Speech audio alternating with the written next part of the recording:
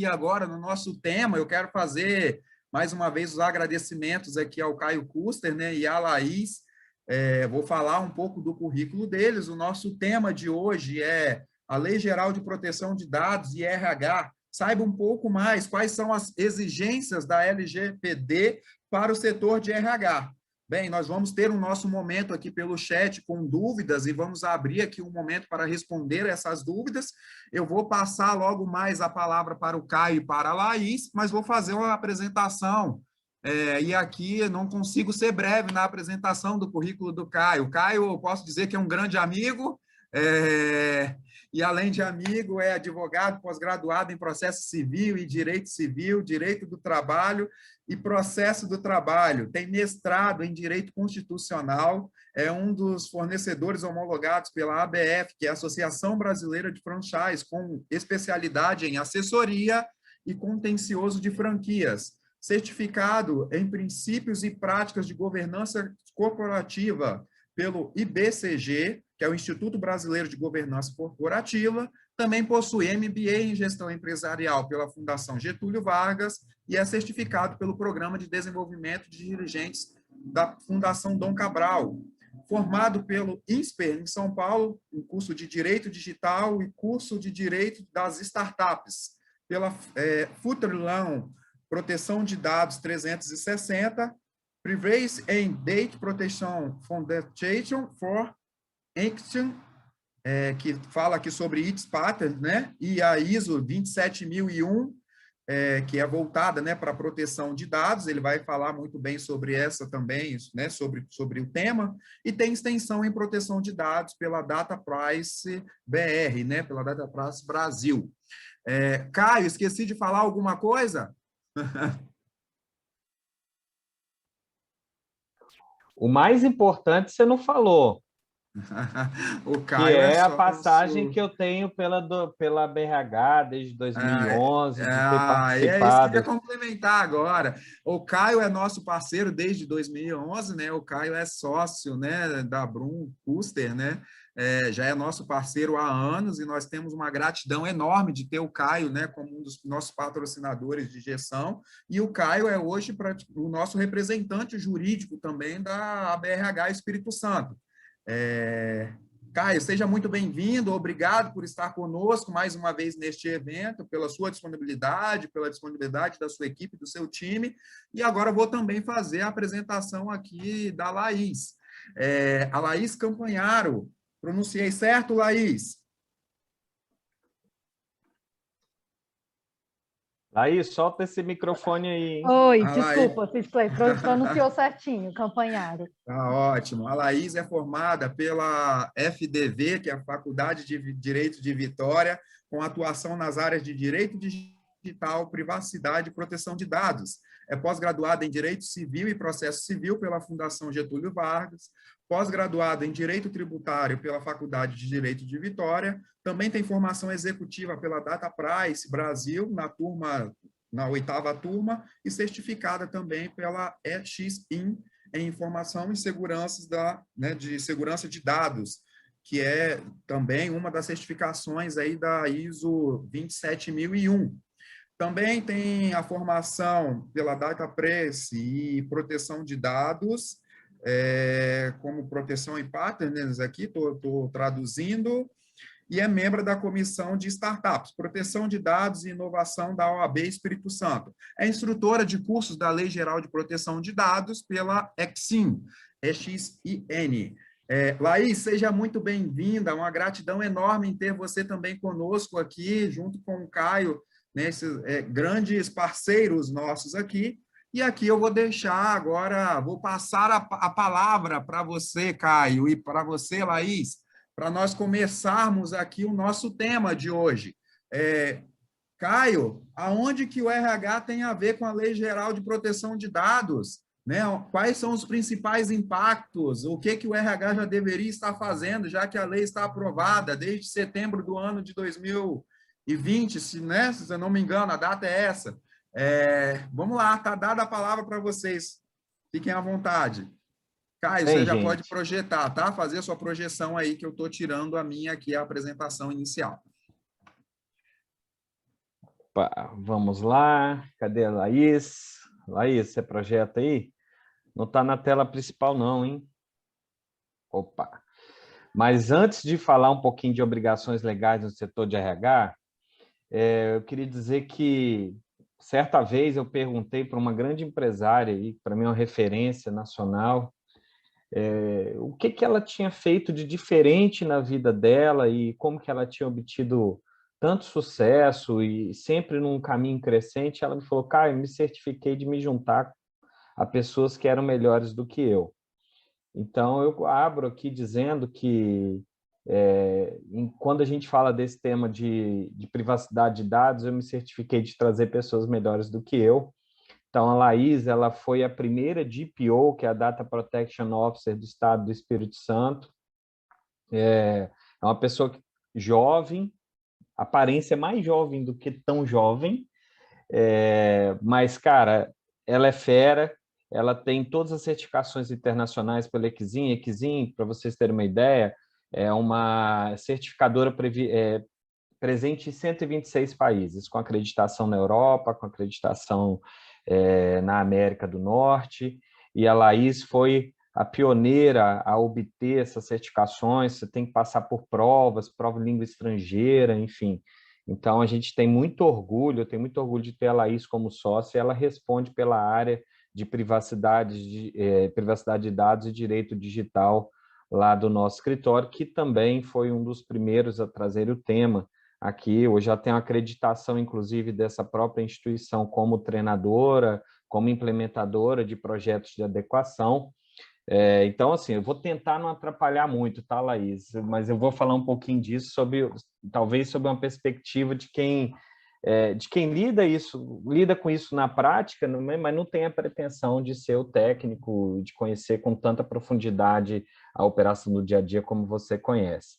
E nessa mesma premissa de andar com gente melhor do que eu encontrei com muitos amigos aqui da BRH e hoje eu fico muito feliz, então quero agradecer a vocês pelo convite. Quero sempre me colocar à disposição, porque eu acho que a gente tem um papel muito nobre, e o Conexa prova isso, né? A gente tem um congresso dessa magnitude, com um propósito tão enobrecedor, e eu fico muito feliz de fazer parte aí da BRH, com diversos papéis ao longo de todos esses anos aí. Bem, mas vamos lá, chega de firula, vamos falar um pouquinho de LGPD, né? Que bicho que é esse, né? É de comer, de passar no cabelo, de que é isso? Vamos lá, Lei Geral de Proteção de Dados. Pessoal, quando a gente pensa assim, em vida e sociedade, né? Quando a gente pensa em sociedade de uma forma geral, a gente precisa ter sempre em mente que a lei é sempre a última a chegar, né? A gente fala assim, a gente tem os fatores sociais, o que vai acontecendo no mundo, no dia a dia, no ambiente político, no ambiente dos estados, no ambiente doméstico. A gente tem a valoração, que é como as pessoas se sentem em relação a isso, pensam sobre isso, e você vai ter a lei como uma consequência desse fato, desse valor, e aí você tem a norma. Então, a gente fala assim, a norma ela tem um processo legislativo, então ela sempre vem no final da história. E por que eu estou dizendo isso? Porque acho que é mais importante, nesse momento, de discutir o que é LGPD e falar tecnicamente, e dizer o porquê que ela existe, para que ela existe, qual que é o objetivo. Então, vamos lá. Qual o contexto da Lei Geral de Proteção de Dados? Primeiro, a gente precisa dar uma olhada para a Europa, porque a nossa legislação, e assim como a legislação, de certa forma, mundial, ela se ampara numa legislação europeia que tem, na Europa a gente já tem uma preocupação muito fundamental em relação à privacidade de dados, à identificação e à utilização de dados, inclusive para o ambiente político. Se a gente for lá para a Segunda Guerra Mundial, o nazismo e tudo, aquela questão dos judeus, eles tinham, de certa forma, uma inteligência de dados para identificar pessoas, né, e pegar essas pessoas e enviar para campos de concentração. Então, a Europa, ela é, de uma certa forma, traumatizada pelo que passou pela Segunda Guerra Mundial e tudo, ela sempre teve uma preocupação muito grande com essa questão da proteção da privacidade, para que isso não seja utilizado de maneira inadequada, porque a gente olha assim para dados e a gente pensa que o lado positivo disso, né? A gente tem vários apps, várias ferramentas que identificam o que a gente gostaria de fazer, onde a gente gostaria de ir. Aqui em casa, particularmente, eu tenho um mecanismo que é Alexa, eu entro no quarto, Alexa, ar-condicionado 23 graus, televisão, Mi Box, iluminação. Então, assim, automatizei tudo, ela conversa comigo, minhas crianças vão lá, conversam com ela também, ela fala boa noite, enfim. E aí tem essa interação, e esse é um aspecto positivo, né? O aspecto também de você ter as coisas cada vez mais personalizadas através dessa captação de dados, estudo de perfil, identificando o que a gente gosta, enfim, são coisas positivas. Eu acho que ninguém vai dizer que isso é ruim, e ninguém imagina um mundo mais sem Google, ninguém imagina um mundo sem tecnologia e das comodidades que essa análise de dados, esses filtros permitem. De outro lado, a gente fala assim, tudo tem trade-off, né? E o que é de trade-off nisso? Bem, alguém que já recebeu ligação oferecendo cartão de crédito, alguém já teve situação de fraude de cartão, fraude bancária. Bem, acredito que muitos aqui já tiveram esse problema. Eu, de 6 em 6 meses, eu tenho que trocar todos os cartões, porque é o tempo médio que meus cartões são fraudados. Isso é um trade-off que a gente tem com a utilização indevida de dados, né? Então, eu falo assim, nada é 100% bom e nada é 100% ruim. Mas aí, para a gente não firular muito, eu vou voltar ao contexto dessa proteção de dados. Vem uma empresa chamada Cambridge Analytica, que era uma empresa especializada em identificar perfis e fazer campanhas políticas. Então, trabalhava marketing político. E não tinha nada de irregular nisso, porque se você for considerar licitude, era lícito, a lei não proibia. Então, ela foi lá e puxava, através de dados do Facebook, que, aliás, não sei se vai dar tempo, mas se der tempo, a Laís vai mostrar para vocês, eu posso mostrar, como que o Facebook sabe mais coisa da sua vida do que você. Porque ele sabe onde você comeu, sabe o que você gosta, onde você frequentou, coisas que você não lembra. Onde você estava, 19/27, do dia 19 de maio de 2020. O que você estava fazendo? Provavelmente o Facebook sabe. Mas, enfim. Então, a gente tem esse contexto da Cambridge Analytica, que começa a utilizar dados das pessoas, e aí tem uma presença muito forte em países em desenvolvimento e também nos Estados Unidos, e aí foi o calo, né? Por quê? Puxou lá os perfis das pessoas, dos votantes, né? De quem poderia decidir uma eleição, e começa a preparar campanhas ou anticampanhas. Às vezes não era campanha direta, mas identificava lá, Facebook, que a pessoa se relacionava ou que tinha um idealismo, uma ideologia pró-aborto. Aí o que fazia? Estava trabalhando para um determinado candidato, ia lá e fazia material para o aborto e mandava para essa pessoa. E se a pessoa fosse contra o aborto? Pegava esse candidato, fazia material contra o aborto e mandava para essa pessoa também. Ou seja, começava a induzir as pessoas a tomarem decisões baseadas em fatos erráticos ou mentirosos, e aí vem entre essa história da fake news e tal, através de perfis que eram desenhados com informações captadas no Facebook. E eles começam a alterar o panorama político, geopolítico do mundo através disso. Até que alguém fala, cara, tem alguma coisa errada aqui, isso aqui pode levar a uma guerra mundial, porque você vai colocar gente maluca na presidência, e o Trump que diga, né? Mas, enfim, você começa a colocar os doidos nas presidências dos países, e essa alteração... E essa alteração de contexto político, social, começa a gerar preocupação no mundo, e sobretudo na Europa. Tá? Então, o contexto do surgimento de legislações preocupadas em garantir a privacidade das pessoas está muito mais no campo de não permitir uma movimentação subliminar geopolítica das pessoas do que em qualquer outro campo. Aí, paralelamente, vem as fraudes, as fake news, a utilização indevida do dado para perturbar o sujeito mesmo. Você vai lá e compra vai numa loja de roupas, compra uma roupa lá, de repente você está recebendo propaganda de picolé. Então você começa a ter assim, alguns exageros, né? Ser bombardeado o tempo todo. Eu não sei se vocês já fizeram o cálculo de quantas horas você vai gastar no seu dia só para eliminar os e-mails que você não queria receber. Você começa a receber, porque você precisa ler o que é para mandar embora. E aí corre risco de não ler alguma coisa importante, você vai gastar horas do seu dia para poder limpar a sua caixa. Eu, particularmente, já abandonei isso. Eu já tento, já vou... E pior que tem uns e-mails que que consegue fisgar a gente ainda, né? Conta uma história no assunto que você fala, cara, deixa eu ver o que é isso. Perda de prazo processual. Pô, para que ter história de advocacia, você vai olhar na hora. Aí vai ver, não, o cara oferecendo um programa para você gerenciar os seus processos. Aí você já caiu, né, na história. Então, esse é o contexto de legislações de proteção de dados, né? E aí o Brasil também começa a discutir isso porque era um pré-requisito para a entrada nossa na OCDE. Então, essa foi a questão. Lá em 2018, quando a gente estava lá, porque, na verdade, essa lei ela entrou em vigor, ela saiu, ela entrou, ela saiu, e depois ela entrou, mas com efeito lá de trás. Eu vou tentar explicar o que eu também não consigo, né, para vocês, mas, enfim, foi uma aberração jurídica quando a gente considera o processo legislativo, mas isso, né? O país, nosso país, não é país para amador. Mas vamos lá. Então, o Brasil começa a se preocupar porque é uma exigência externa, né? E aí corre e faz a lei. Vamos, cara, a gente tem a lei, porque a gente vai precisar entrar na OCDE, enfim, para comercializar com a Europa, a gente vai precisar ter uma lei. Então, como é que a gente faz? Copia que já está pronta. Né? E aí fomos copiar lá em muitas coisas da GDPR, e depois a gente vai descobrindo que na execução é um pouquinho diferente, pouquinha coisa do Brasil, né, para a Europa, para a União Europeia, pouquinha coisa, mas tem algumas coisas que são diferentes.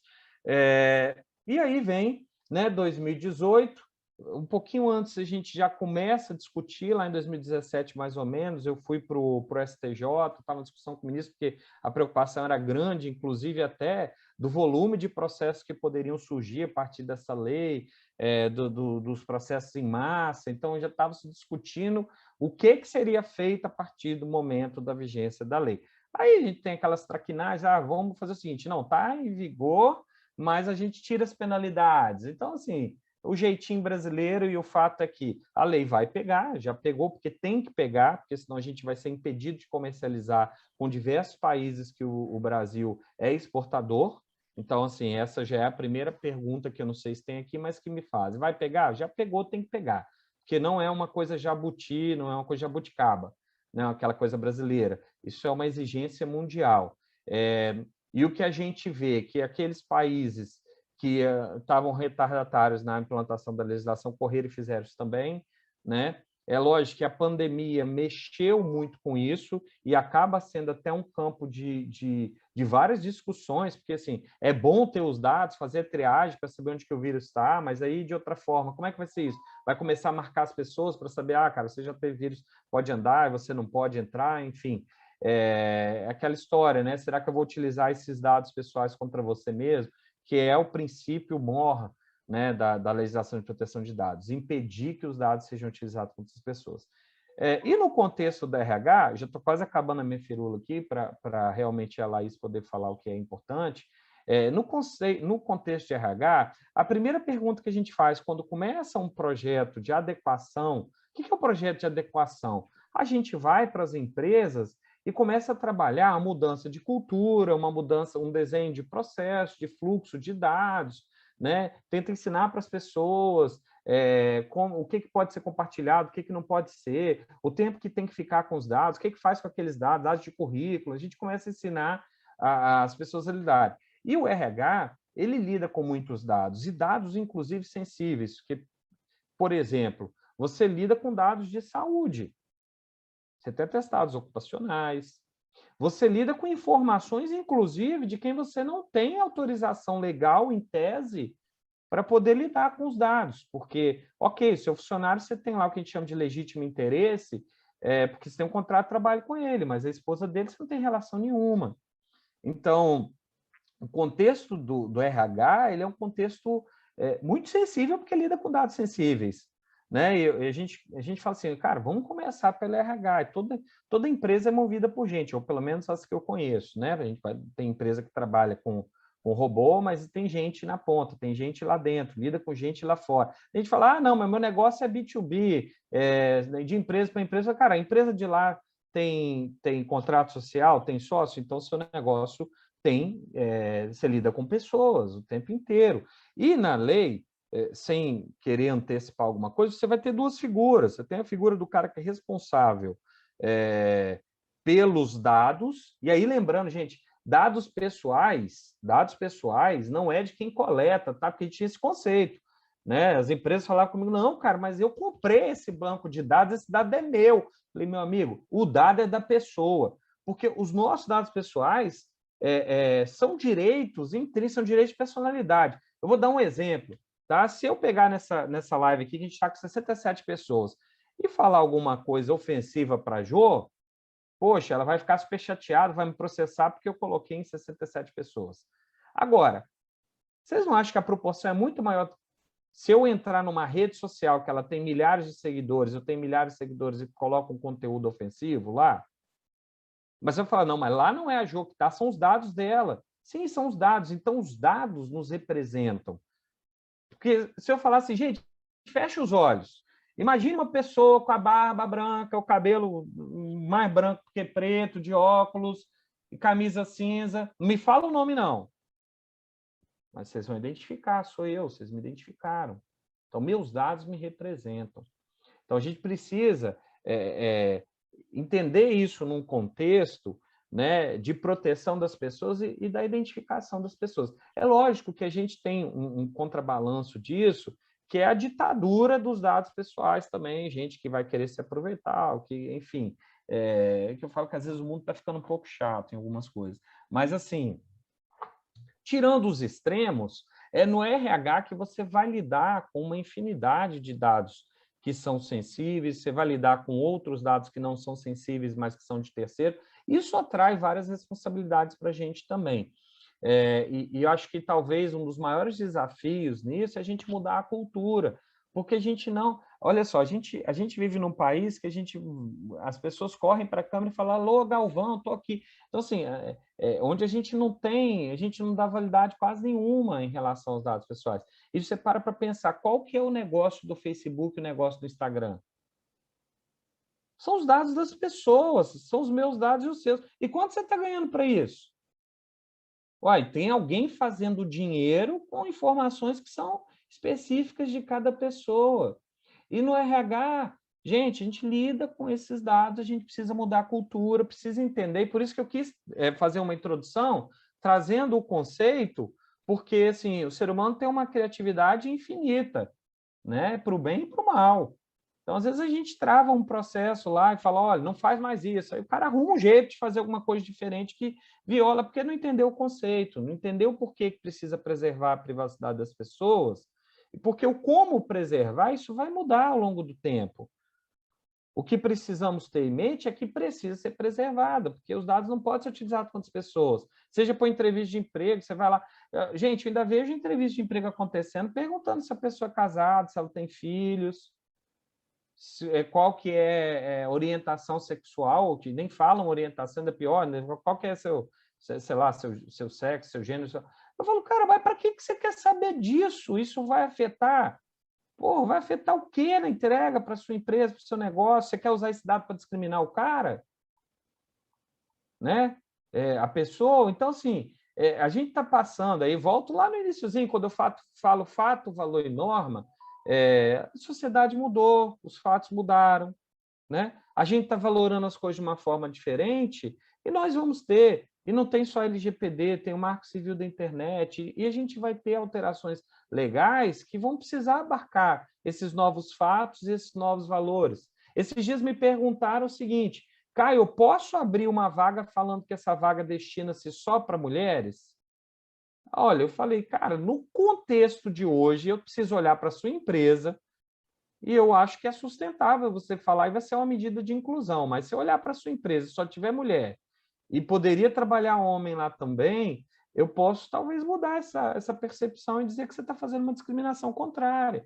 Então, assim, a grande questão é entender o contexto e ver se tem razoabilidade. Porque, por exemplo, se você tiver uma loja de lingerie e só tiver mulher na sua loja, eu acho que é bem factível que você colha os dados do currículo e indique que você vai querer só mulheres. Eu sei que estou dando uma viajada, mas é que tudo tem conexão.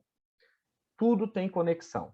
Mas, gente, feitas as firulas iniciais, né, a apresentação e tudo, eu vou passar o bastão para a Laís e, paralelamente, eu vou interferindo em algumas coisas aqui né? Queria inicialmente voltar e dizer que eu estou muito feliz de estar falando aqui com vocês, estou com muita saudade do contato pessoal, eu sou uma pessoa de contato, de estar junto, enfim, acho que a gente vai ter muitos almoços depois para retomar esses momentos que a gente está perdendo de contato pessoal, né?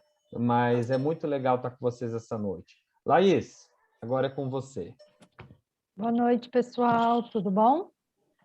Primeiro, quero agradecer o convite da BRH, em especial aí a Giovaneide, o Cid Clay, a Renata, né? Acho que as pessoas que eu tive o contato agora mais recente sobre esse momento. E agradecer a presença de todos vocês nesse evento, espero poder participar de outros, desde já me coloco à disposição, tanto para a BRH em si, quanto para os seus associados e todos vocês aí que não são associados, mas também que participam junto conosco. Só pegando um gancho, dar duas dicas aqui para quem gosta de filme e ainda não viu, pegando as falas aqui do Caio, né, que ele estava falando o contexto da criação, né, de leis de proteção de dados, que ele contou a história lá de Cambridge. E aí tem dois filmes, dois documentários, um que chama Privacidade Hackeada e outro que chama, que eu acho que é um pouquinho mais conhecido, que é O Dilema das Redes.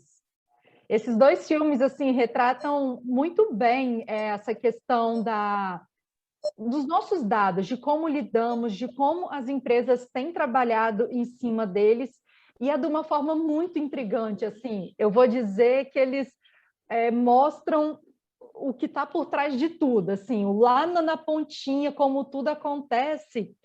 E tem uma frase, agora não lembro em qual dos dois filmes, mas que ela ficou na minha cabeça e que, assim, eu penso nela toda hora, que é, se você não paga nada, o produto é você.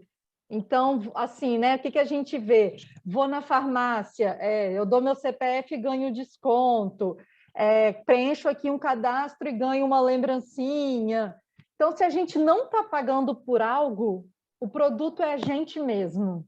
Então, essa frase martela diariamente na minha cabeça, e não só pelo impacto assim, dela, mas até por ser uma profissional de privacidade e proteção de dados, atuar diariamente, ver dos casos mais simples até os mais complexos.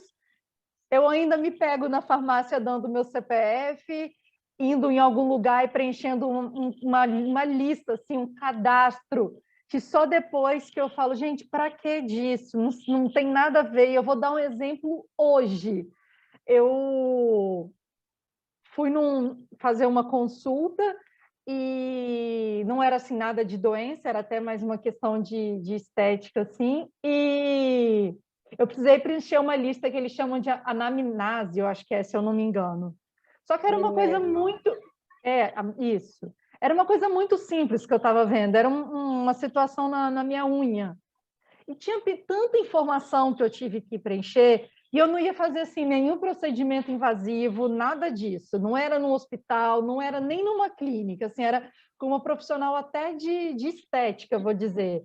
E eu preenchi uma lista assim, enorme, frente e verso de 1 a 4.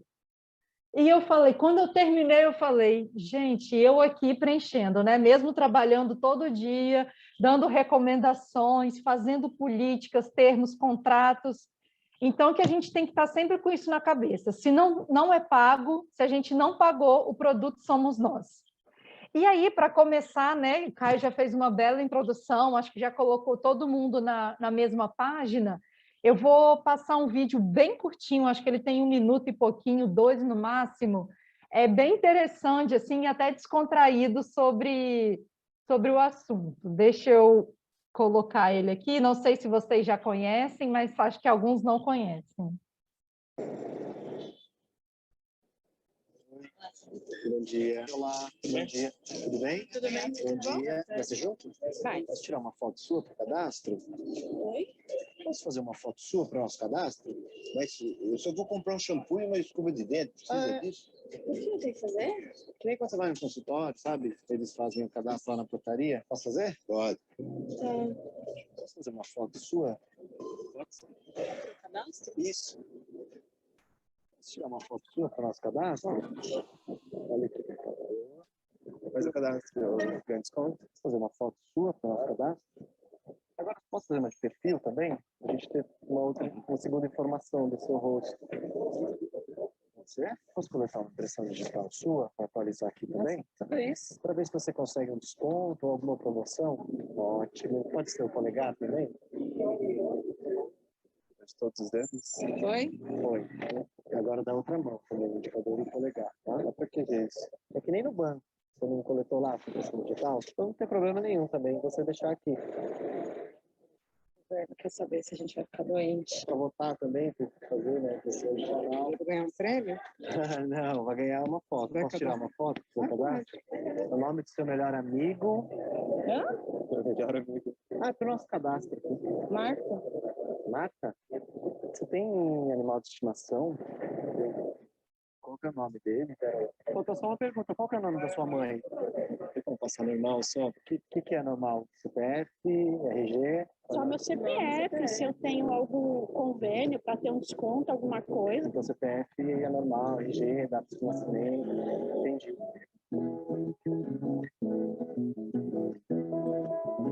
Você não achou estranho tirar a impressão digital na farmácia? Não? Não. É, no banco tira, né? Às vezes em algum escritório, alguma coisa assim. Normalmente eu não faço de jeito nenhum. Só quando eu faço o cadastro no lugar. Aí você confia. Você não achou estranho de perguntar isso? Eu achei. É, para eu comprar um desodorante é bem estranho. Então, em outros lugares, tudo bem passar, né?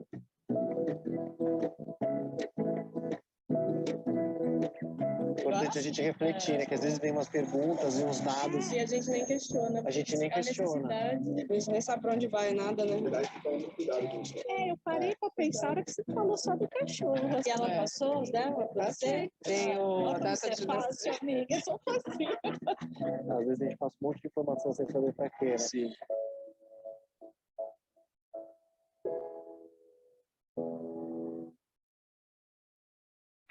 Bom, então, não sei se vocês já conheciam, mas eu acho assim, esse videozinho, ele fantástico, porque é a reprodução do dia a dia, na correria, a gente tira foto, põe biometria, dá nome de mãe, CPF, eu falo que eu dou até CPF da minha mãe, do meu pai, do meu irmão, de avó, se falar que está dando desconto, a gente está dando mais informação ainda, né? Sem nem saber para quê.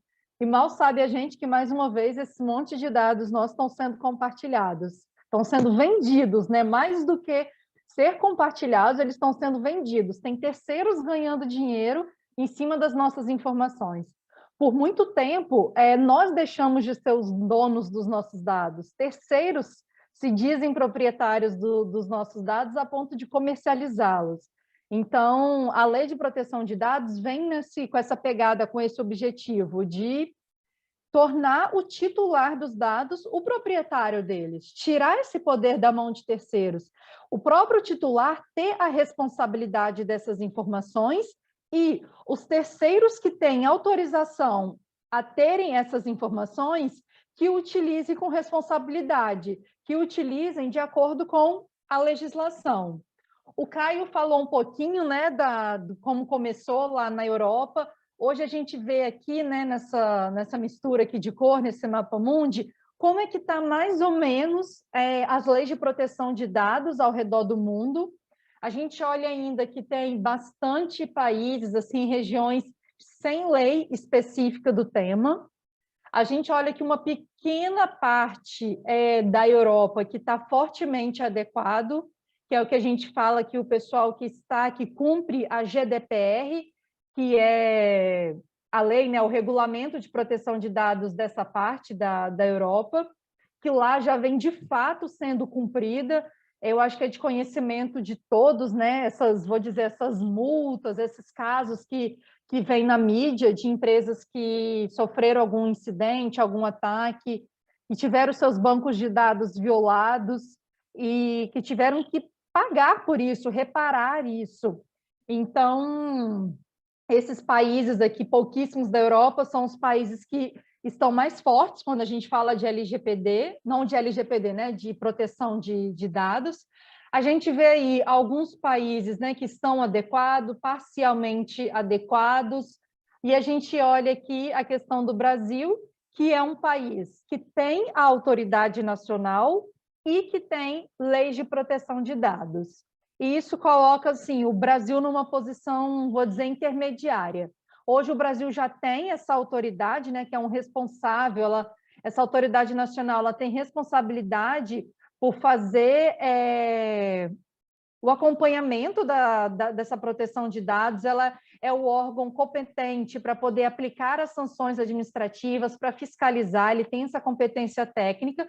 Então, o Brasil já conta com essa autoridade, já conta com a lei de proteção de dados, e agora a gente precisa cada vez mais trabalhar para tornar um país fortemente adequado. À medida que o Brasil vai se tornando um país fortemente adequado, ele consegue melhorar o seu posicionamento nas relações comerciais, nas relações exteriores, né? Como o próprio Caio disse, que era um requisito para o Brasil entrar nessa Organização Mundial do Comércio.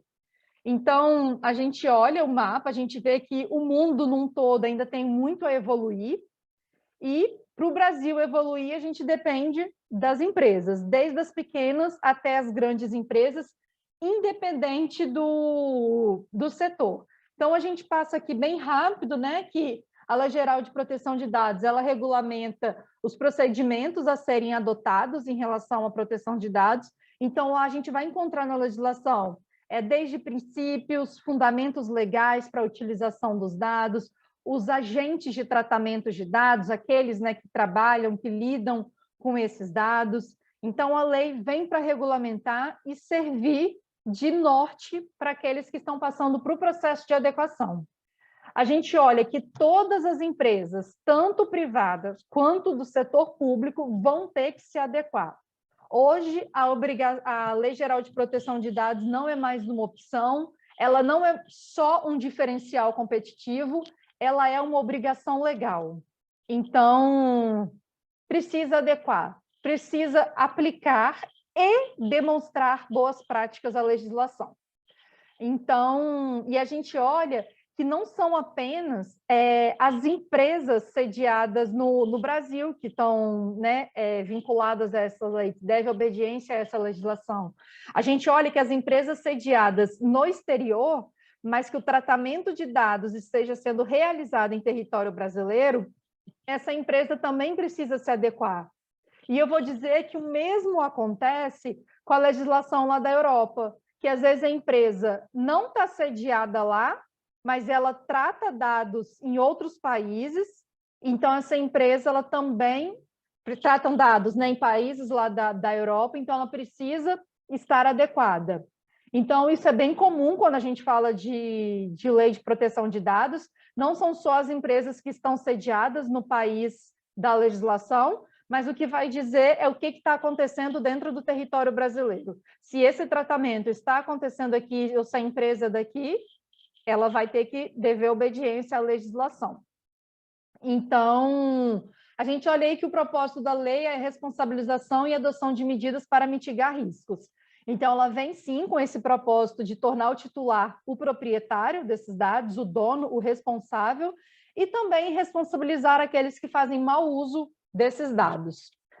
E uma distinção bastante importante na legislação é sobre a categoria desses dados. E por que é importante fazer essa distinção? Muito se fala sobre dados pessoais, as pessoas têm dificuldade, embora seja um conceito, quando a gente olha assim, um conceito amplo, simplório, mas que causa confusão, porque eu vejo muito durante os projetos de adequação que as pessoas falam: ah, mas eu só tenho o nome dele aqui, mas nome é dado pessoal.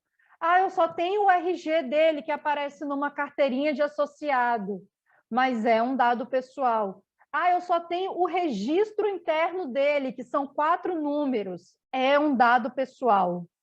Então, vou dizer assim, tudo que identifica e que torna que torna uma pessoa identificável é um dado pessoal. Então, todos os seus dados, nome, telefone, endereço, CPF, RG, nome, sobrenome, seus dados de localização, nacionalidade, seus hábitos de consumo, suas preferências, tudo isso é dado pessoal. Pode parecer estranho assim, os seus hábitos de consumo ser um dado pessoal, mas ele é, porque ele combinado a outra informação, eu posso chegar numa determinada pessoa. E a gente entra num outro ponto, que é a questão dos dados pessoais sensíveis. E aí a legislação faz essa separação de categorias, porque a legislação protege os dados pessoais comuns e ela coloca uma outra capa protetora mais forte ainda em cima dos dados pessoais sensíveis. Por que que esses dados pessoais sensíveis, eles merecem e precisam de uma proteção maior? Porque esses dados, eles podem levar a uma discriminação da pessoa. Então, quando a gente fala de origem racial ou étnica, convicção religiosa, política, filiação a sindicatos, organização religioso, filosófico ou político, dado referente à saúde ou à vida sexual, dado genético ou biométrico, tudo isso pode levar a essa pessoa ser discriminada, então a legislação ela oferece uma proteção maior a esse tipo de dado. E por que é importante bater nessa informação quando a gente fala aqui para um público voltado para o RH? Porque muitos desses dados o RH detém. Eu vejo assim, em fichas de admissão, né, informações muito sensíveis que são coletadas até em algumas situações sem necessidade ou com pouca relevância. Ou seja, num momento ela pode ser até relevante, mas quando a gente coloca na balança, ela acaba sendo mais perigosa ter ali nos seus dados do que relevante para a situação. Então, como o Caio falou, numa empresa comum, vou dizer até no próprio escritório de advocacia, assim, qual que é a relevância de você buscar saber qualquer dado referente à vida sexual daquele funcionário, daquele colaborador? Eu acho assim, que a gente só tem que buscar essa informação se for algo que vai ser relevante, se aquela pessoa precisa de um ambiente adaptado, se aquela pessoa precisa de algum suporte diferenciado dos demais, aí sim a empresa precisa saber. Mas a pessoa só precisaria passar esses dados caso ela necessitasse desse suporte. Não sendo necessário, a empresa tem que deixar isso, não vou dizer, não é nem só como opcional, mas é tirar. Porque a partir do momento que ele é opcional, a pessoa coloca, a empresa se torna responsável. Então, é mais uma informação para aquela empresa resguardar. Então, a gente precisa ter claro esse rol, né, essa lista desses dados sensíveis, ela está presente na legislação.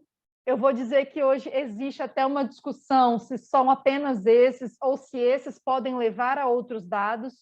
Hoje, por questões de excesso de zelo, vamos dizer assim, eu pessoalmente prefiro entender que os dados pessoais vão ser todos aqueles que podem levar à discriminação de uma pessoa.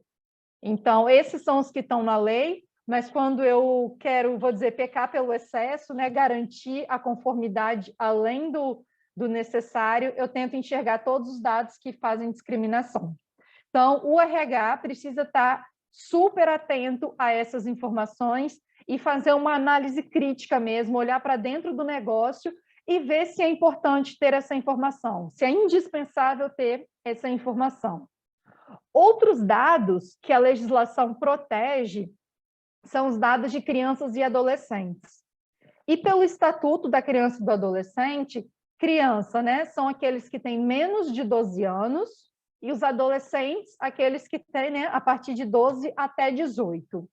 E por que a legislação traz essa diferenciação? Por que ele não está ali embutido nos outros dados comuns, né? Porque esses dados de menores, de crianças e adolescentes, ele precisa ser tratado no melhor interesse daquele menor. Ele precisa ter o consentimento, a autorização específica dos pais ou responsáveis. Então, vou dizer, lá na sua empresa, né, você tem um contrato de trabalho, e no contrato de trabalho você precisa dessas informações para fazer a ficha de admissão desse funcionário, e você acaba, né, pedindo essas informações, e foi o que o Caio disse. Muitas vezes a gente pode utilizar o fundamento do legítimo interesse, num cumprimento, né, numa execução contratual, que você está coletando os dados desse funcionário. Mas e os dados do cônjuge desse funcionário? E os dados dos filhos desses funcionários, né? O responsável dele, desse menor, precisa autorizar. Então, muito cuidado quando vocês coletam aí cartão de vacina, certidão de nascimento, histórico escolar, enfim, informações de saúde para enviar para o plano de saúde. Então, muito atenção se vocês estão respaldados, se vocês estão protegidos com a autorização do responsável desses menores. Até, não sei se é o caso, assim, em algumas empresas a gente vê o menor aprendiz, né, que, se eu não me engano, aí eu não sei se é maior de 14, 16, que pode ser menor aprendiz, nos contratos, se o responsável dele assina junto. Então, isso é muito importante observar. Então, está sempre atento a isso. Se você tem algum dado de pessoas menores de idade, né, de menores, você precisa ter esse cuidado, ter essa autorização.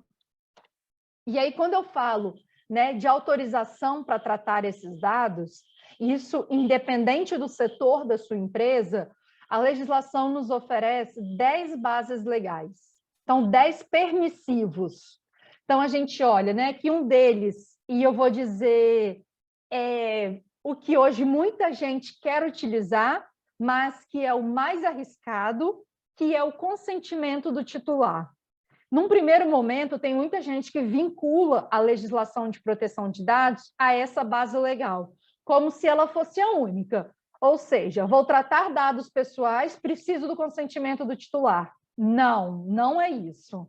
A gente tem que buscar na legislação outras bases legais e vou dizer assim, se de fato não tiver jeito, a gente usa o consentimento. E por quê?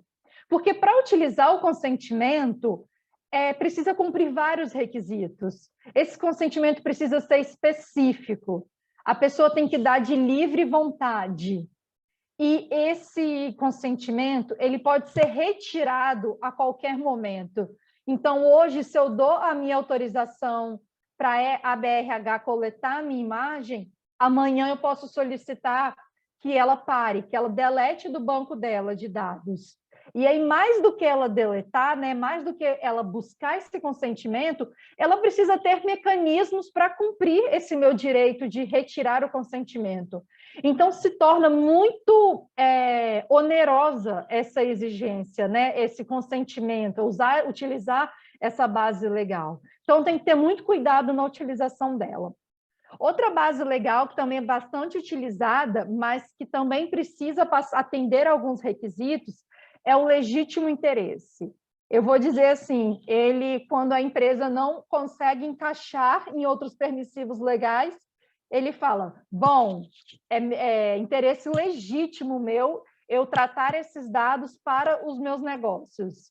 Só que aí a gente precisa passar por um teste, o teste do legítimo interesse, que na abreviação, né, em inglês, eles chamam de LIA, L-I-A, que é esse teste. Que aí a gente vai ver se a gente vai estar utilizando com razoabilidade, se a gente não está utilizando dados em excesso, se nós só estamos utilizando aquilo que é necessário para aquela atividade. Então, precisa ter esse teste, e esse teste precisa estar formalizado e registrado para uma eventual fiscalização da autoridade nacional. Então, também é uma base legal bastante que onera muito, que exige muitos recursos para poder utilizar. E aí a gente tem aqui a obrigação legal ou regulatória, que é quando você trata aquele dado para cumprir uma obrigação. Então, tentando trazer aqui para o setor de RH, departamento pessoal, quando vocês, vamos ver aqui, vocês são obrigados a fornecer alguma informação para a Receita Federal, alguma coisa vinculada ao INSS desse trabalhador, fazer uma comunicação para o e-social, comunicar um acidente de trabalho, uma CAT, um afastamento. Então, isso vocês estão compartilhando esses dados com terceiros para cumprir uma obrigação legal ou regulatória. Então, isso, ok, assim, ou quando vocês estão em um processo judicial, que vocês precisam apresentar esses dados, também você pode utilizar para tratamentos pela administração pública, pesquisas e estudos, para execução contratual também. Então, quando a gente olha aí um contrato de trabalho, né, para eu conseguir contratar aquela pessoa, formalizar esse contrato, eu preciso desses dados. Ou quando você vai contratar um prestador de serviço, um terceiro, né, para resguardar essa atividade, essa prestação de serviço, você precisa ter esses dados. O exercício regular do direito, a proteção à vida, tutela de saúde e proteção ao crédito. Hoje, eu acho que quando eu olho assim, para o RH numa visão bem ampla das atividades principais e mais conhecidas, eu olho aí que, eventualmente, vocês vão estar utilizando o consentimento, o legítimo interesse, a obrigação legal ou regulatória, a execução contratual, o exercício regular do direito. Então, acho que essas 5 bases legais vocês vão acabar utilizando mais. E é importante destacar que, para aqueles dados sensíveis, não pode ser utilizado a base legal do legítimo interesse e da proteção ao crédito. Então, lembra que eu falei que esses dados eram mais protegidos? Então, por quê? Porque tem alguns permissivos legais que não podem ser utilizados. Então, quando a gente entra dentro do RH, né, os pilares da LGPD dentro do RH, como que a gente pode aplicar ao caso concreto? Hoje a LGPD, ela apresenta 3 agentes de tratamentos. Então, quem são esses agentes de tratamento? É o titular, né, eles são titulares dos dados, os controladores e os operadores. Quem que eles são? Os titulares, né, eles, pela legislação, eles são os proprietários dos dados, né, os donos dos dados. Os controladores são aqueles que ditam as regras de como esses dados vão ser utilizados. E os operadores são aquelas pessoas que executam o comando do controlador. Como que a gente traz isso para o...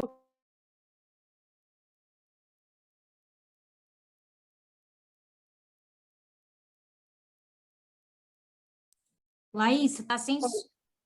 alguém tinha me mutado aqui, mas voltou. Desculpa, gente.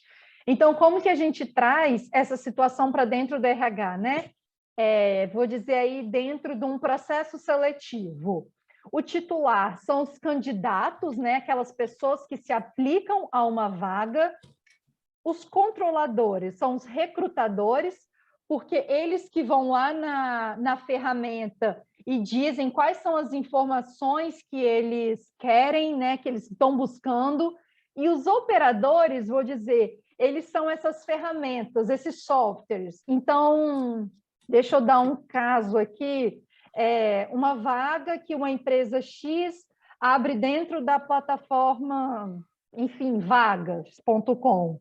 Então, você como recrutador, você vai lá naquela plataforma, você coloca, eu preciso dessa e dessa informação.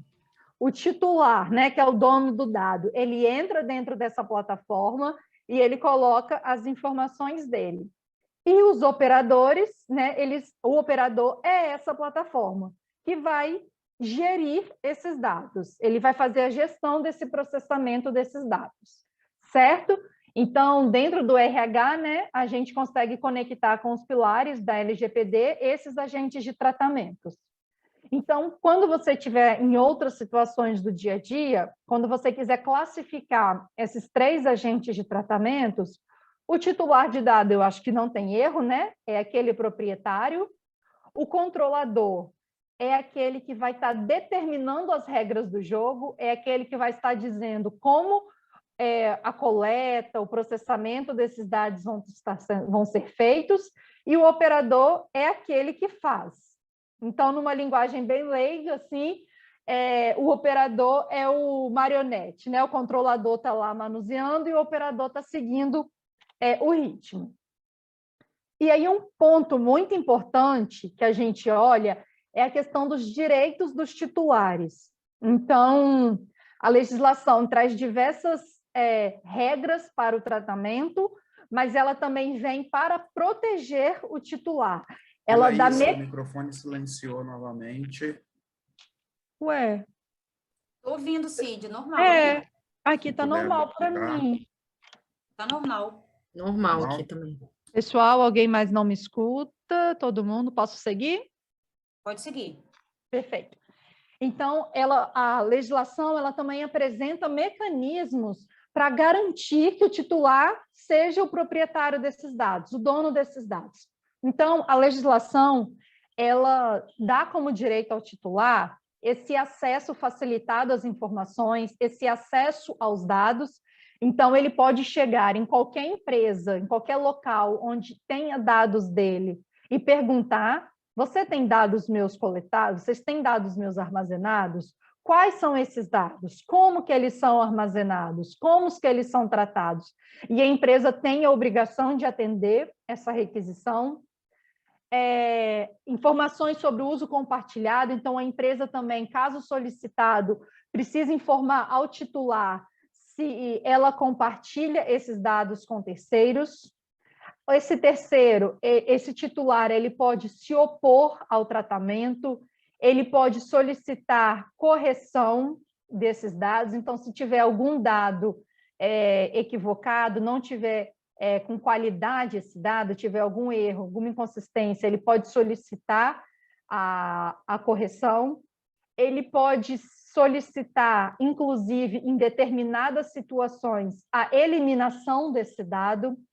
Ele pode solicitar que esses dados passem por uma revisão por pessoa natural. Por que essa revisão por pessoa natural? Vou trazer um exemplo não tão dentro do RH, que também pode ser aplicado. Hoje a gente vê muitas plataformas de recrutamento que é feita por inteligência artificial. Então, eu conheço algumas plataformas que funcionam desse jeito e, às vezes, esse candidato ele é selecionado através de uma seleção automatizada. E aí pode gerar alguma espécie de discriminação desse candidato. Então, esse candidato ele tem o direito de pedir essa revisão desses dados, caso gere uma discriminação por pessoa natural, e não por algo automatizado.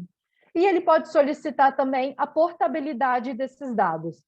Então, a LGPD traz esses 10 direitos dos titulares e que todas as empresas precisam estar preparadas para atender essas requisições dentro de um prazo legal. Então, ela precisa ter, vou dizer, um portal de privacidade, ela precisa ter uma ferramenta para fazer a gestão dessas requisições e o atendimento a essas requisições.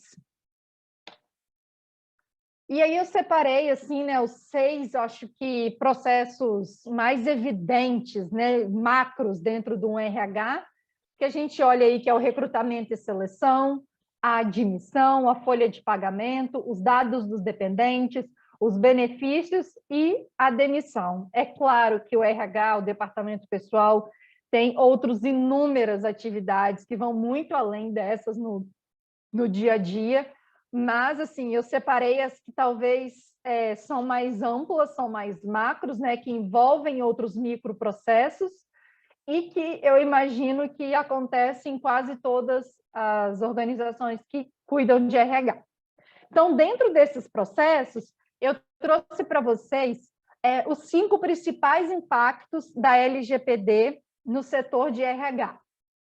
E aí eu vou apresentar para vocês e já eu vou abrir para perguntas, que eu estou vendo o chat aqui piscar, eu não sei se é perguntas, se são dúvidas, mas já a gente abre aqui para esclarecer. E aí o principal impacto que eu trouxe, né, é dentro do processo de recrutamento e seleção,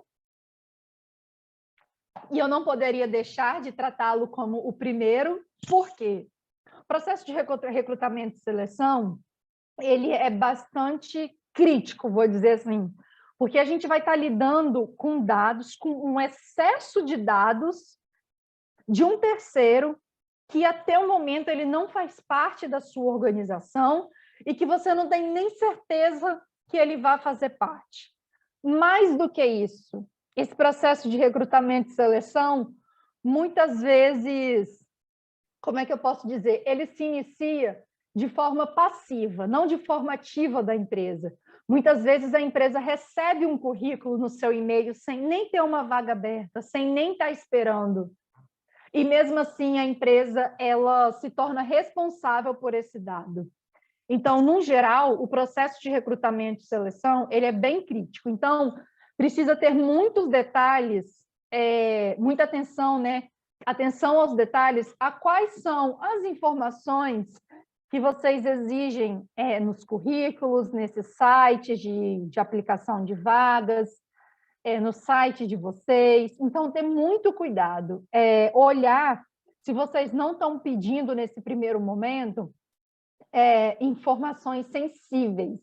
E aí é muito importante. Tem lugares que eu sei que solicitam a foto do candidato. E, às vezes, vou dizer assim, solicita de forma velada.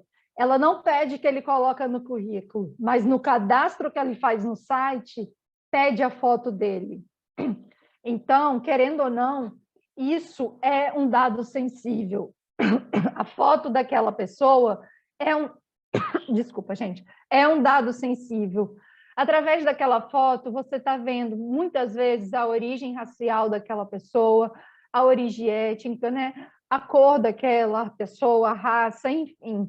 Muitas vezes você consegue até identificar dados referentes à saúde, se ela é portadora de alguma necessidade, de alguma deficiência, se ela... alguma informação até mesmo sobre a orientação sexual daquela pessoa.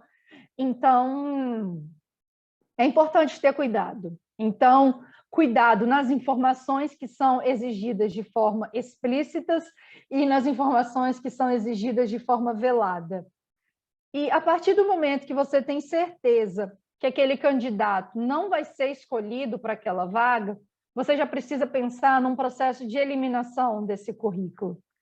É claro que muitas empresas buscam montar um banco de currículos, né, para numa futura vaga... Giovaneide, você está com a mão levantada? Quer fazer algum comentário? Pode fazer. Ah, beleza, obrigada.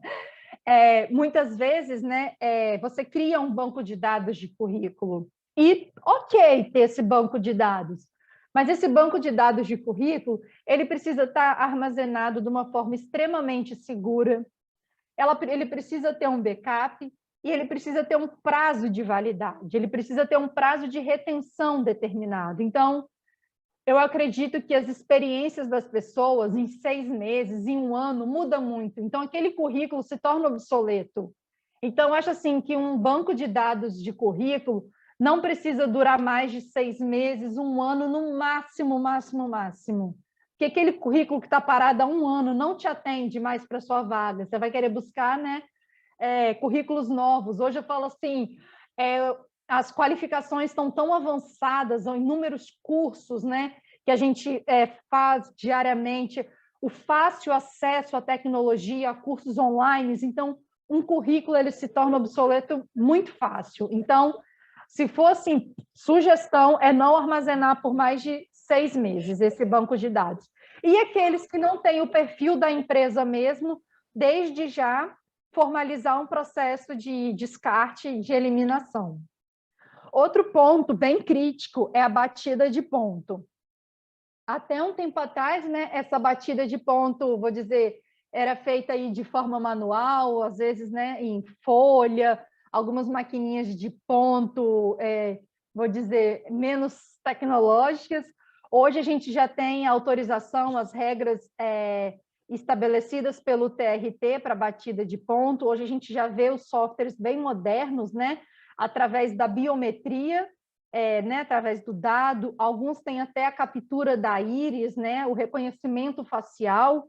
Então, tem que ter muito cuidado na hora de contratar a empresa que vai prestar esse serviço para vocês. Então, ter a certeza que essa empresa está adequada à legislação, que ela possui um armazenamento extremamente seguro dessas informações, porque nós estamos falando aí de dados sensíveis, né? Dados extremamente sensíveis. Esse também, né, a gente fala que a biometria, esse controle de ponto, talvez ele vai muito além do que registrar a jornada daquele funcionário. Ele também pode ser utilizado para evitar fraudes, né? Para você ter a certeza que é o seu funcionário mesmo que está indo lá, que não está indo um terceiro. E aí eu vou dar uma situação até engraçada, inusitada aqui no meu prédio. Nós temos porteiros aqui no prédio, eles, vou dizer, né? Eles não batem ponto biometria, né? Eles só registram o ponto mesmo.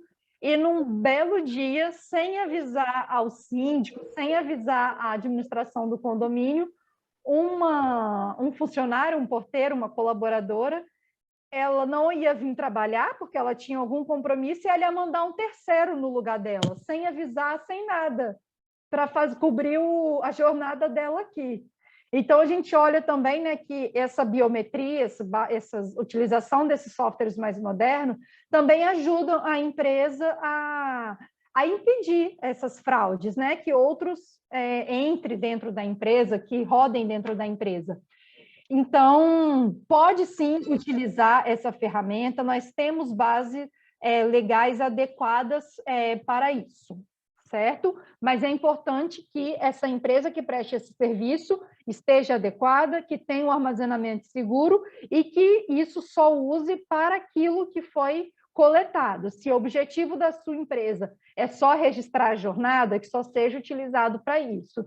Se é utilizado para evitar fraude e registrar a jornada, que seja utilizado só para isso e que o titular desse dado tenha ciência. Outro ponto muito importante é o uso de crachá. Hoje, né, nas empresas de porte maior, né, de grande porte, é muito comum os funcionários utilizarem crachá. Por quê? Até para identificar, né, quem são os funcionários, você conseguir chamar as pessoas pelo nome, vocês se reconhecerem, saber de qual setor aquela empresa é. Muitas vezes o acesso à empresa se dá através de crachá, mas a gente precisa ter cuidado que muitos crachás, eles trazem dados pessoais, e alguns trazem, inclusive, dados pessoais sensíveis, que é a foto, alguns trazem até o tipo sanguíneo, né? Traz ali se ele é O positivo, A negativo, AB. Então, tem que ter muito cuidado. E não estou dizendo que é proibido ter essas informações, mas precisa ter cuidado. Precisa assegurar aonde esses crachás estão sendo feitos, precisa ter um sistema, em caso de, né, desse cartão se perder, desse crachá se perder, a empresa precisa ter uma política de como proceder, né? Ou num eventual descarte desse cartão, quando muda o logo da empresa, quando o funcionário quer mudar a foto, como que é feito o descarte desse cartão. Então, precisa ter esse cuidado. Então, vamos lá passar. Então, outro ponto é o controle dos termos de autorização. Então, esse é um ponto que as empresas precisam ter cuidado, as empresas precisam armazenar todos os termos, contratos que são assinados por seus colaboradores e por terceiros que prestam serviços. Isso é um ponto extremamente importante. E não só esses contratos, mas todos os outros dados. Então, a empresa precisa, o RH precisa ter o cuidado, já que elas armazenam esses dados, por todo o período que o funcionário está naquela empresa. Então, às vezes, um funcionário fica 20, 30 anos na empresa, o RH precisa ter cuidado ao armazenar esses dados, tanto de forma digital quanto de forma física. Então, bem rápido aqui, passando nessas dicas da LGPD, então, as empresas precisam realizar um mapeamento dessas áreas, que é feito no projeto de adequação, precisa identificar, né, como esses dados são tratados e armazenados, estabelecer níveis de acesso aos dados, realizar treinamentos, certificar que os parceiros estão em conformidade com a lei e, por fim, utilizar softwares homologados e de acordo com a legislação. Eu vou já olhar as perguntas, mas antes eu vou passar a palavra para o Caio e dizer também que eu vou passar esse material para outros associados que não puderam participar, porque no material tem outras informações que a gente não conseguiu passar aqui com tanta profundidade. Então, Caio, vou te passar a palavra. Ei, Laís, desculpa, estava com o microfone travado. Tem como abrir a questão da tecnologia?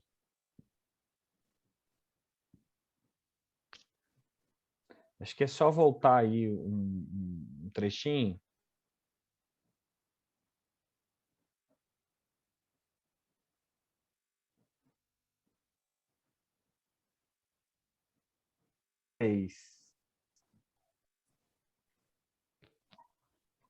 Apareceu para vocês a parte da tecnologia? Sim, apareceu, Laís.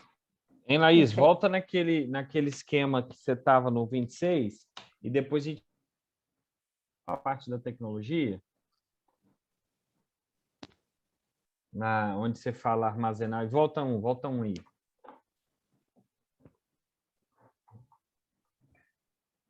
Isso.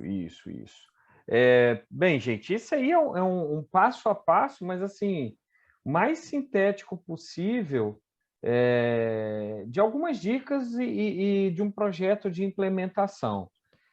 Agora, vamos voltar lá na tecnologia, naquele slide, porque quando a gente está falando de proteção de dados, gente, a gente está falando de pilares, né? Proteção de dado é a responsabilidade que você tem de tratar adequadamente os dados dentro de uma empresa, e o que eu chamo de tratamento é tudo, né? Mas também a responsabilidade que você tem de preservar a segurança desses dados, né? E aonde que esses fatores eles se tocam, né?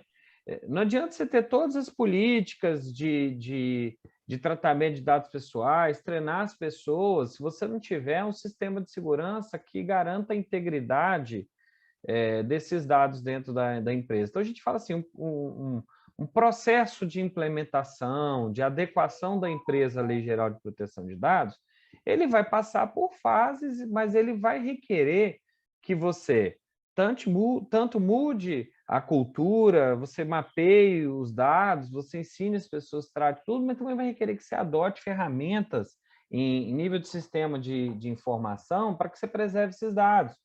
Porque se um hacker vai lá e invade o seu servidor e obtém acesso dessas pessoas, seja dentro do RH, seja de relação com o cliente, o que é, você vai ser penalizado da mesma forma que é lógico, com medidas diferentes, que podem ser maiores ou menores, você vai ser penalizado e vai sofrer o impacto da mesma forma que se você não tratar adequadamente. Então, a gente fala assim, são duas pernas, né? Uma canoa. Se você remar um lado só, você vai ficar remando em círculo. Então, você precisa aliar a tecnologia, a proteção do sistema de informação, a segurança de informação, né, e a proteção a cyberataques, tudo, com o direito, que diz como você deve tratar esses dados pessoais, é como você deve tratar as pessoas, né? A gente fala muito disso.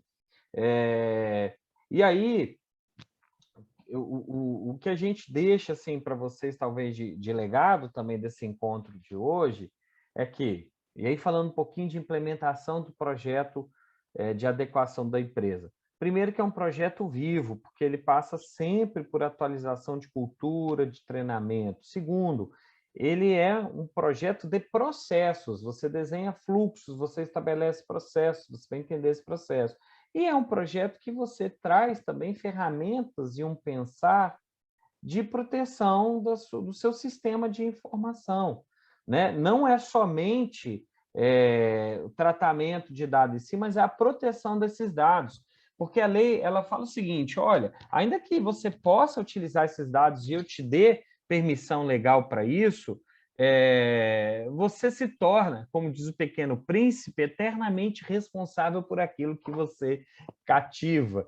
E aí, o que você está cativando são os dados das pessoas, você fica responsável por isso também, né? Então, assim, acho que a primeira etapa desse processo de adequação, acho que a Laís não trouxe nenhum slide que mostra isso nesse momento, mas a gente pode mandar isso para vocês depois. Mas a primeira etapa que a gente faz dentro das empresas cara, você precisa mesmo ter os dados aí nesse lugar?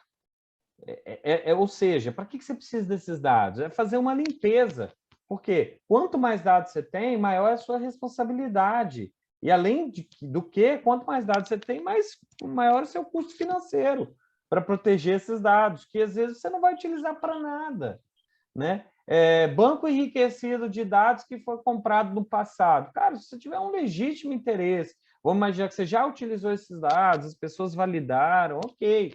Mas se não for um caso desse, você vai ter muita dificuldade para amparar a legalidade de utilizar um banco e começar a enviar mensagem para as pessoas sem ter tido em contato com essa pessoa, sem ter autorização lá na raiz de quando ela permitiu utilizar. E no RH, gente, o que a gente mais detecta é guardar currículo das pessoas. Se a autorização vai receber o currículo, vai receber a informação do LinkedIn, você tem que ter o disclaimer para poder dizer o que você vai fazer com isso, quanto tempo você vai guardar, talvez a autorização da pessoa para manter esses dados no seu banco de dados. Então, assim, é uma mudança que ela é uma mudança cultural. A gente tem feito isso com várias empresas, a gente já concluiu vários projetos hoje aqui no Estado, inclusive fora do Estado também, a gente tem projeto com o INEP, a gente tem projeto aqui que a gente concluiu da Adicos, enfim. Então, a gente está vendo que isso é um sistema vivo, você implanta cultura, né? Você depois vai ter provavelmente um DPO as a Service, que é uma pessoa provavelmente terceirizada, tem empresa que tem internamente, mas o ideal é que seja a pessoa que tenha um pouco de autonomia, né? Que vai ser o comunicador com as agências, com a agência que regula, né? A parte de privacidade de dados, enfim. Você vai ter algo que sempre vai precisar ser renovado e você vai ter algo que é vivo, que muda o tempo inteiro, como o RH muda. Né? A gente, há alguma década atrás, a gente não tinha diversas preocupações e diversas atenções e cuidados, enfim, que a gente hoje precisa ter, porque a sociedade demanda isso, né? Políticas inclusivas, diversidade, etc.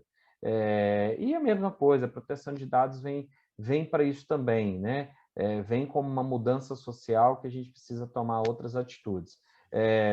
E, por fim, já adianto para vocês que a gente periodicamente está fazendo um curso, né, presencial dentro dos protocolos, né, do que a gente pode fazer, onde a gente leva o conhecimento e certifica pessoas para atuarem dentro das empresas, para serem pelo menos facilitadores disso, né? São os cursos que a gente tem acreditação pela Equizim, tem uma autorização para isso, uma carta, etc.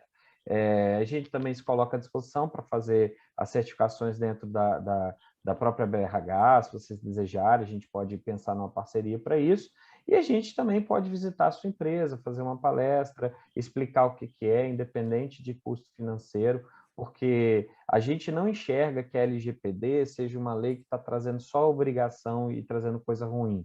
A gente enxerga que a LGPD ela veio para trazer um pouco mais de ética, sabe, no nosso mundo.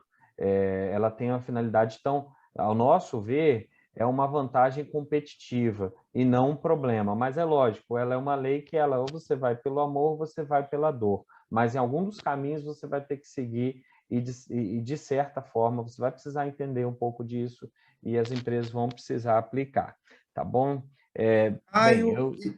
Pode falar. Estou encerrando aqui, já fala. Os nossos imensos agradecimentos, assim, vocês são sempre super atenciosos, esclarecedores. Eu tenho aqui até pedir aqui, tá, no chat para as pessoas, né? E aí quem quiser abrir a câmera pode abrir para que a gente possa estender aqui mais 10, 15 minutos para a gente poder fazer um pouco mais de perguntas. A vontade é de continuar, tá, Caio? Ouvindo você e a Laís, porque o assunto é polêmico e ainda é muito novo, né? Por mais que a sua legislação seja de 2018, com implementação para 2020, mas ainda é muito obscuro para muitas pessoas e muitas organizações. Eu quero aqui eu vou começar a colocar uma sementinha aqui, Caio. Teve gente que já perguntou aqui para a gente, bem, para o início do RH, ele deveria criar um termo de justificativa para tratamento dos dados, eu vou recrutar, né? Eu imagino que a pergunta tenha sido nesse sentido, vou recrutar, vou receber currículo, eu já tenho que ter um termo de consentimento, o que eu vou fazer com os dados, ou sinalizando para as pessoas, vou ficar aqui pelo menos com seu currículo com 6 meses, posso ficar no meu banco de dados para consulta da própria empresa. Foi uma pergunta que apareceu aqui. Eu vou deixar a Laís responder, mas eu vou acrescentar um tempero nisso. E como é que você faz com as contratações via LinkedIn? Você vai lá e acessa o dado do candidato. Você vai lá e ninguém te autorizou, mas está lá, você vai lá e pega o dado da pessoa mas e daqui a pouquinho você já está ligando. E está ligando para a pessoa e tal. Isso Não, mas aí. esse aí eu só acrescentei para poder tornar a resposta mais Ótimo, difícil um pouquinho. Vai ótimo. lá, Laís. Vamos lá, Laís. Nossa. Ô, Cid Clay, só responde, completa só o finalzinho da pergunta, porque o seu finalzinho aqui ficou oscilando. Eu peguei um pouco do que o Caio acrescentou na A pergunta. pergunta foi assim, o RH, para começar a fazer, por exemplo, qualquer processo, ele tem que ter um termo, né, de abertura ou de tratamento dos dados, indicando como é que ele vai utilizar os dados das pessoas que eles vão se comunicar? Perfeito. O mais indicado é que as empresas, né, ao passarem pelo projeto de adequação, vão ser criadas políticas de privacidade, termos de uso. Então, a política de privacidade, ela pode ser tanto um documento que a gente vai expor no site, né? E aí, dentro dessa política, vão ter todas as informações de como essa empresa coleta dados, o que ela faz com esses dados, com quem que ela compartilha, vão ter termos de uso daquela plataforma, dizendo que se aquele candidato está se aplicando àquela vaga, né, aquela situação, ele concorda que a empresa colete esses dados. Então, vou dizer assim, não é um termo, né, que a gente não usa, vou dizer, é um termo, mas a gente usa a nomenclatura de política de privacidade. Ela pode ser tanto interna quanto externa. E aí, a partir dessa política, desse documento, que ele precisa ser formalizado, de fácil acesso, de fácil entendimento, disponibilizado. Aí, tanto, quando a gente fala uma política interna para os colaboradores da empresa, né, tem uma política interna dentro da empresa, e aquela política externa que vai ser como aquela empresa trabalha de dentro para fora, como que ela vai receber as informações de quem vem de fora. Muito bom, Laís, bem esclarecedor. Uma pergunta aqui da Catilice. Qual é o maior conflito, na opinião de vocês, vivenciado pelas empresas de economia mista que estão sujeitas à LAI, né, que é a Lei de Acesso à Informação, e a LGPD? Tá, Caio, você quer falar alguma coisa sobre... Eu não sei se eu entendi qual o cruzamento que a pessoa está fazendo. Vamos lá. Catilice, pode abrir o microfone e fazer a pergunta. Porque o que acontece? Hoje a LAI, ela traz para a gente algumas obrigações, né, da gente ter que, por exemplo, disponibilizar acesso livre às pessoas de dados como remuneração dos nossos empregados, nome completo, matrícula, entendeu? E aí, assim, a LAI é anterior à LGPD, e aí hoje a gente tem a LGPD. Então, os RHs de economia mista e de órgãos públicos estão vivendo esse conflito, e é o que acontece comigo, que é a minha realidade, entendeu? Catilice, você é da caravana de onde? Qual que é a empresa? Sou da Cezam. Da Cezam, legal. Não, é só porque você trouxe um tema que ele é bem legal e não é questão de identificar a empresa em si, não é isso, mas é para a gente entender onde que ela diverge ou converge em relação às empresas privadas. Primeiro, vamos lá, você deve estar falando da Lei 12.527? Ok. Se elas conflitarem efetivamente, se a interpretação for de conflito, certamente vai ser objeto de uma ação direta de constitucionalidade ou de inconstitucionalidade, para que o STF defina aonde elas conflitam e qual que vai preponderar. Tá? No sistema de pesos e contrapesos, que a gente chama de direito constitucional, você vai ter você vai ter um balanceamento do que é mais importante, tá? Em alguns momentos. E é interessante você ter citado isso, porque a gente viu isso no judiciário. Vários tribunais suspenderam a exibição de remuneração dos magistrados, porque entenderam que aquilo era um dado personalíssimo.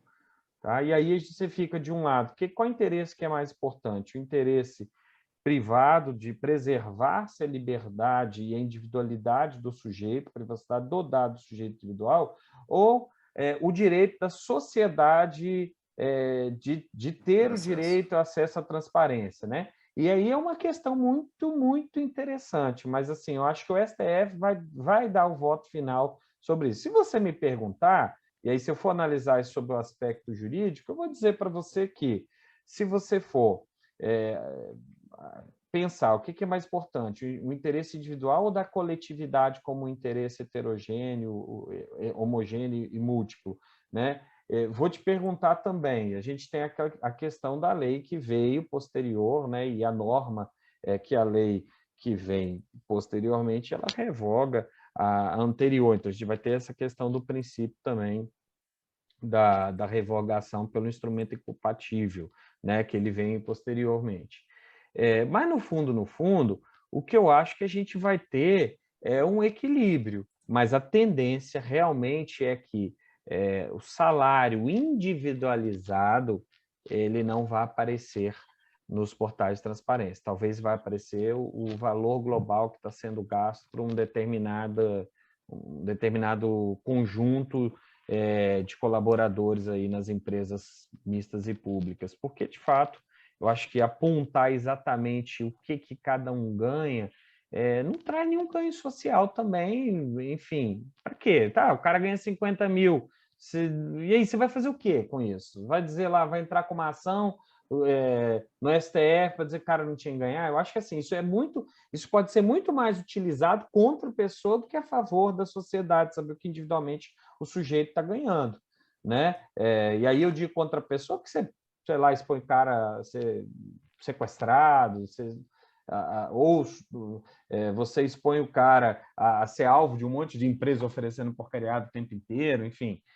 Sempre a gente vai ter um sistema de pesos e contrapesos que vai ser definido no final pelo STF. E as mudanças que eu vejo são nesse sentido. Quer complementar aí, Laís? Muito bom, Caio. Laís levantou a mão aí para complementar. Bem curta mesmo, Catili, só falando, né? Você falou do conflito da Lei de Acesso à Informação e a LGPD, que uma diz que você tem que mostrar e a outra diz que você precisa proteger. O que acontece? A LGPD, ela não te proíbe de expor esses dados. Inclusive, como eu falei lá naqueles permissivos, naquelas bases legais, uma das bases legais é o cumprimento de uma obrigação legal. Então, se existe uma legislação que te impõe essa publicização, né, dessas informações, você vai ter respaldo para divulgá-lo, entendeu? Então, sim, assim, olhando isso mesmo, na perspectiva de quem está divulgando, cara, você tem uma base legal que te ampara a fazer isso. E, a gente está dando duas respostas que elas são diferentes porque elas estão com perspectiva diferente. Eu estou dizendo numa forma macro da legalidade ou não da lei. E a Laís está dizendo o seguinte, olha, se você tem a obrigação de divulgar porque existe uma lei para isso, cara, você tem que fazer e você tem como amparo a base legal lá da própria LGPD que fala que você está agindo em cumprimento a uma norma, você precisa fazer. E é a mesma norma que, inclusive, a Receita Federal usa para um monte de coisa, enfim. E aí você está cumprindo estritamente. Então, assim, Laís, foi show porque a gente deu respostas complementares. Ótimo. Eu tenho uma pergunta aqui da Carla. Ela pergunta assim, como é que funciona, né, a LGPD em relação aos nossos fornecedores de benefícios ao RH, principalmente quanto aquelas informações que eles pedem lá para fazer adesões aos benefícios, a tudo isso. Acho que ela aí já até respondeu um pouco, né, no início aí com a pergunta anterior, mas não sei se quer complementar, Laís. Isso que eu ia falar, pegando até gancho na última pergunta, a legislação LGPD, ela te dá esse respaldo para você compartilhar essas informações. Então, a gente precisa entender qual que é esse fornecedor de benefício. Em algumas situações, você vai estar, inclusive, cumprindo uma obrigação legal de estar buscando aquele benefício, né, dando aquele benefício para o colaborador. Então, alguns determinados benefícios, você vai estar cumprindo uma obrigação legal. Outros benefícios você vai estar executando um contrato, porque está no seu contrato, no contrato do seu colaborador, que ele vai ter vale alimentação. Então, para formalizar esse contrato, para dar sequência a esse contrato, você precisa fazer esse compartilhamento. Então, também tem uma base legal, um respaldo para poder compartilhar esses dados entre empresa e fornecedores de benefícios. E legal, só fazer um complemento nisso que é muito importante, tá? Tem coisa que você não precisa pedir autorização do funcionário, mas você sempre tem a obrigação de informar que está usando o dado dele. né? E aí, falando em RH, eu estou dizendo isso. O funcionário não tem direito nem de dizer que não pode. Tá? Em algumas situações, o funcionário não tem nem direito de dizer, cara, não uso meus dados. Mas a gente sempre tem a obrigação legal de dizer o que está fazendo com os dados dele. Isso é uma determinação legal. Vou dar um que ela é exemplo suprema. muito claro aí para o Caio, né? Assim, você participa de um segmento que você tem uma obrigatoriedade de convenção coletiva que te obriga a fornecer um plano de saúde para um colaborador. Você é obrigado a fornecer isso, obrigatoriamente você vai ter que passar, né, e ter que fazer essa relação com a empresa de saúde, mas é importante você ter uma política muito clara dizendo que, em função dessa determinação, você terá que compartilhar esse dado dele. Giovaneide está com a mão levantada, quer fazer uma pergunta? Queria fazer uma pergunta para a Laís e para o Caio em relação a como que vai funcionar essa fiscalização. Quem é o órgão que fiscaliza a LGPD nas empresas? Como é que vai funcionar, o que muda em relação à legislação trabalhista e como é que esse processo se insere aí? Certo, Obrigada. vamos lá. Até citei, acho que durante a apresentação, né, que hoje é nosso, vou dizer assim, a agência regulatória, né, é a Autoridade Nacional de Proteção de Dados, a ANPD. Ela foi criada recentemente, a equipe também que compõe foi divulgada recentemente. É um órgão vinculado ao governo, assim, né, como outras, tem dedo aí para as indicações das pessoas. E esse órgão, né, ele tem esse papel de fiscalização, então ele tem esse poder, essa obrigação de fazer a fiscalização das empresas. Vou dizer, não vai alterar nada, nem conflitar com essas fiscalizações do Ministério do Trabalho, não vai ter esse conflito, são fiscalizações diferentes. Esses órgãos também podem receber denúncias, né, fazer a fiscalização de forma preventiva e também fazer essa fiscalização, essa averiguação a partir da... Apareceu aí uma participante com o Caio, e fazer a fiscalização a partir das denúncias, né? Então, pode ter esses dois tipos, de forma preventiva e a partir das denúncias. E, muitas vezes, embora ele vá fiscalizar a empresa, pela legislação, as empresas precisam ter um encarregado de dados, que hoje, vou dizer, é conhecido no mercado como o DPO, que é o Data Protection Officer, que é, né, o que vai cuidar, que vai fazer esse elo entre a empresa, a autoridade nacional e o titular. Então, as empresas, dependendo do porte, elas vão constituir comitês de privacidade. Se for uma empresa que é menor, ela vai contratar um DPO de forma terceirizada, o que a gente chama de DPO as a Service, que é, inclusive, também um dos nossos produtos do nosso portfólio, que é o quê? A gente faz essa interação. Então, quando a ANPD for fiscalizar a empresa, ela vai tratar direto com esse profissional, não vai lá na diretoria, na presidência da empresa. Só complementando a pergunta da Giovaneide aí para você, Laís e Caio, vocês já têm vivenciado fiscalizações na prática acontecendo?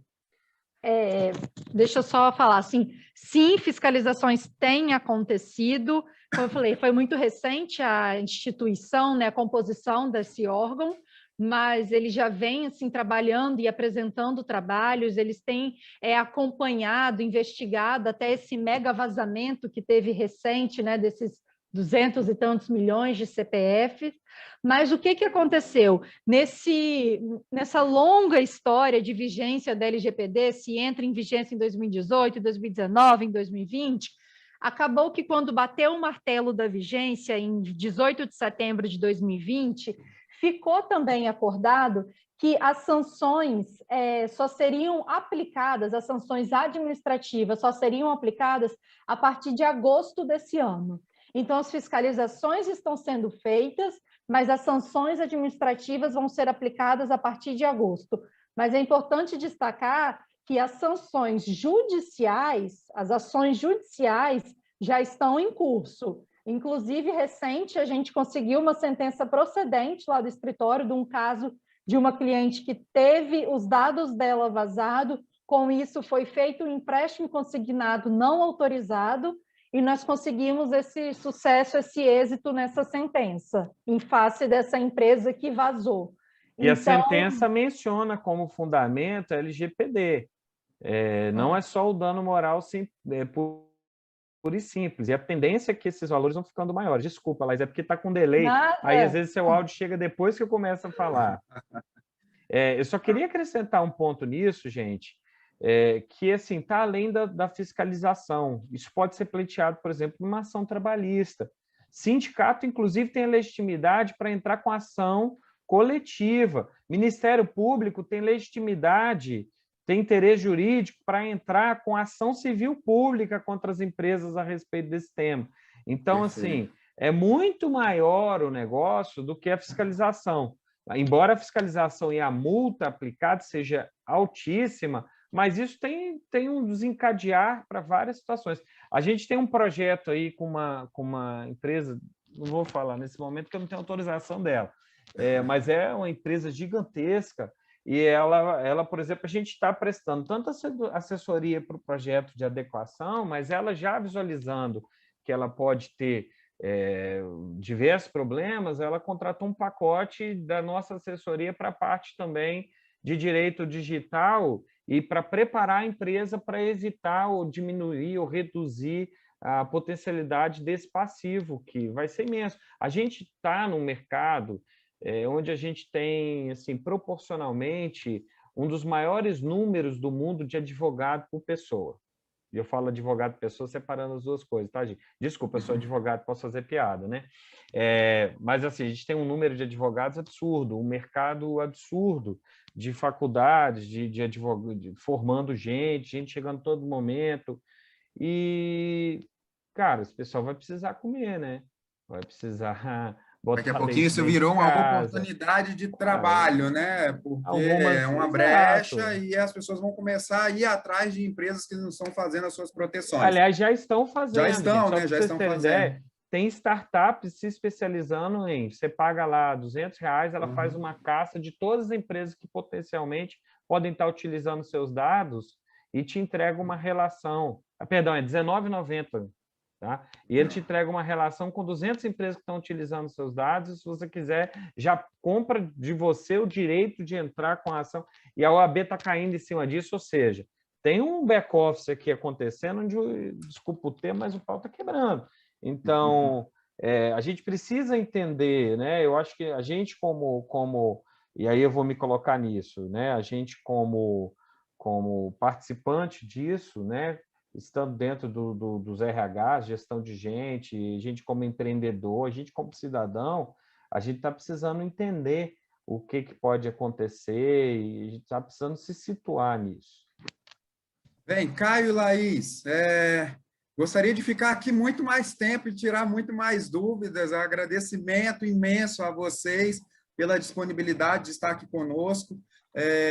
Eu acho que a Laís também já respondeu, na última pergunta aqui já falou, né, se o DPO pode ser empregado da empresa. A Laís já disse que sim, ele pode ser tanto interno quanto externo, não é isso, Laís? Desde que ele tenha a formação específica para tal. Aí só cuidado para não ter conflitos. Tem, tipo, gerente de TI tem conflito para ser um DPO, não pode. Então, pode ser interno, mas precisa fazer essa análise que não pode ser conflitante.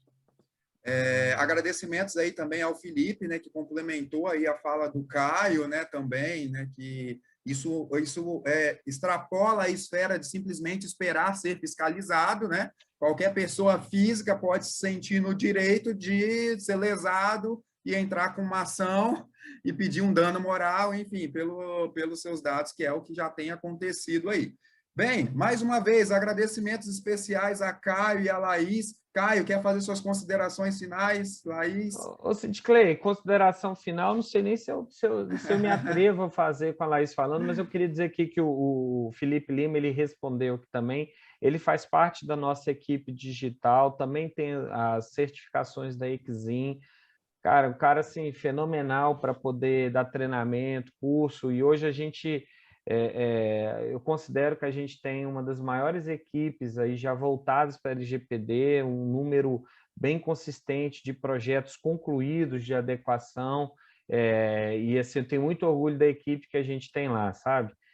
A gente tem a Clara, tem o Felipe, tem a Laís, aí tem o Rodolfo que também ajuda com a parte de contencioso, eu quero colocar já de antemão, né, à disposição de todos, como eu disse, a gente faz um trabalho que eu acho que é um pouco da nossa missão, de visitar as empresas e fazer palestra lá dentro, sem custo, enfim, na parceria, óbvio que no futuro se lembra da gente, né, por favor, mas a gente está aí sempre disponível, a gente se sente no papel e no dever de permear a sociedade, os integrantes, os atores desse cenário aí, com o conhecimento que a gente pôde adquirir.